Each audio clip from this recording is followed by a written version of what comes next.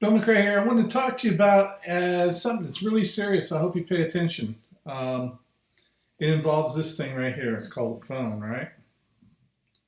And believe it or not, there are a lot of people in the business opportunity niche that collect phone numbers from people. And then they call those people up thinking they have permission to call them just because they collect a phone number. And what they're going to find out is it's going to get enough spam complaints that they're going to get a fine or tossed in jail.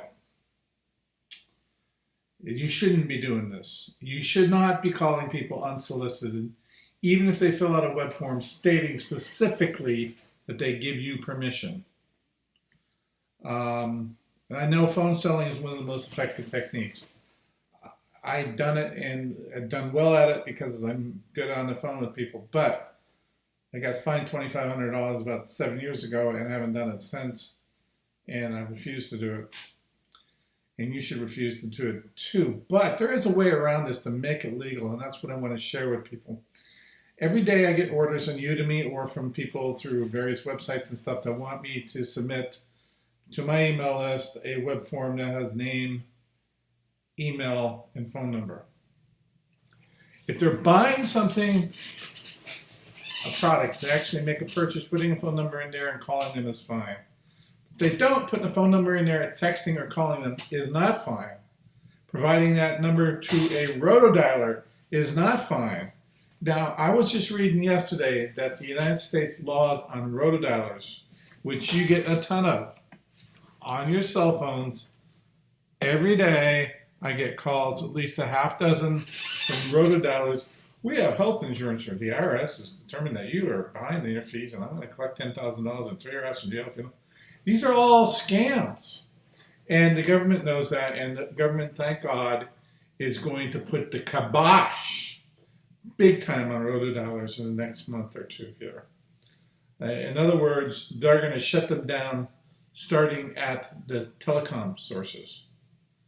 You file enough complaints against a phone number, they won't. What these telemarketers do is they have systems that call through local numbers, so you don't realize it's somebody in Chicago or New York or wherever calling.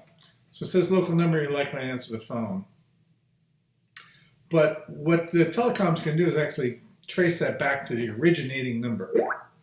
Okay. Now this is personal stuff. This is not business. So if somebody is telemarketing you, whether it's a real person or a rotodialer, they can trace that back to the originating phone number now. And then they can shut that down. They can find the telecom. And if you're a telemarketer that doesn't have specific an appointment request from a client to call, and you do, they can charge you a fine and they can throw your ass in jail. Telemarketing is a bad strategy for network marketers, anybody. But there is a way that you can do this properly. And I've got to admit, a friend of mine who is a big business opportunity marketer who sells a lot of junk I would never in a million years sell, but he does very well with it. And he does it via phone, but he has never picked up the phone and dialed anybody. What he does is he includes his phone number on every email that goes out and says, hey, you want to talk about this? You want to discuss anything at all? I'm your man. Give me a call. Here's my phone number. And he's on the phone all day long because a lot of people read the emails and they're like, I got to call this guy. Calling a person is great because that takes the responsibility for the call off of the marketer and onto the guy who's calling him. The other thing you can do, and this is what I highly recommend, if you want to get on the phone with people and try to high pressure them into buying something, I think you're crazy, but it can be done legitimately by when they opt into your web form, instead of collecting that phone number there, even if it says, I agree to have you call me and my blah, blah, blah, blah, blah, it still doesn't give you permission. Take them to a thank you page, and on that thank you page, have a call registration form to schedule a call with you. You can use a free program called You Can Book Me, and they can actually schedule a phone call with you, and then you can call them They scheduled it. You can call up and say, hey, this is Bill. You scheduled a call for me to call you today at 10 p.m. or 10 a.m. and to talk about our latest crypto technology that's going to make you a billionaire.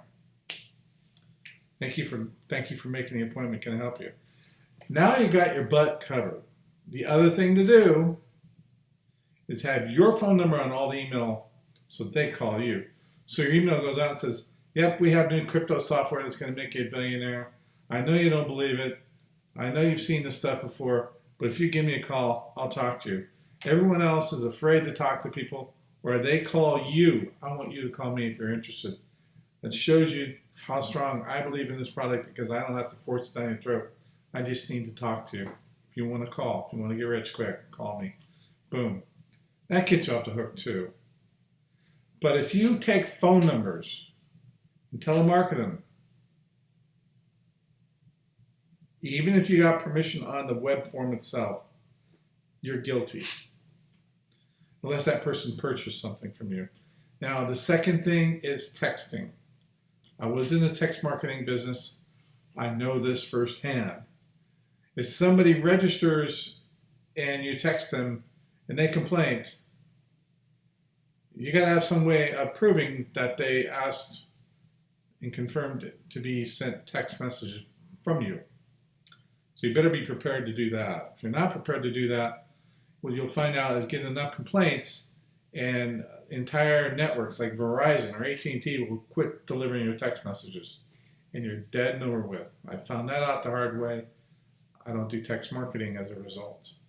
It was very effective, but people were getting unsolicited, even if they were subscribed to it and I could prove to it, they saw it as unsolicited, so therefore you're in trouble. And this is definitely a case where you have to prove your innocence, not where you're innocent until proven guilty.